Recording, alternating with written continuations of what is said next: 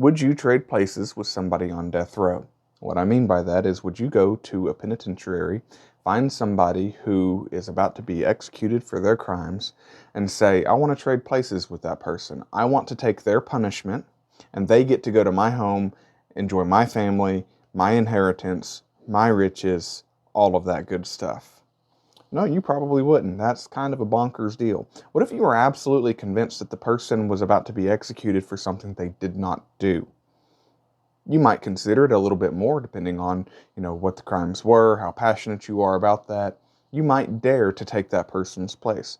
But what if you knew that that person was absolutely guilty? Not only absolutely guilty, but the crimes that they committed were against you.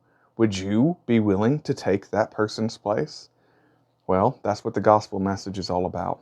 That God commendeth his love toward us. He demonstrates, shows, has given his love toward us, in that while we were yet sinners, Christ died for us. He took our place. He took the punishment and the wrath of God. Isaiah 53 says that it pleased the Father to bruise him.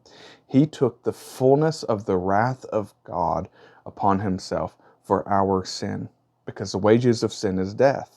And he took our death, and in return, he says, in my Father's house are many mansions. If it were not so, I would have told you. I go to prepare a place for you, and if I go to prepare a place for you, I will come again and receive you unto myself. Romans chapter 8 tells us that we are joint heirs with Christ, that we have an inheritance. 1 Peter chapter number 1 talks about an inheritance incorruptible, undefiled, and that fadeth not away, reserved in heaven for you. Jesus went to death row, and he took our punishment, and he said, you know what you get in return? You get a heavenly home. You get a heavenly inheritance. You get eternal life. That's the beauty of the gospel.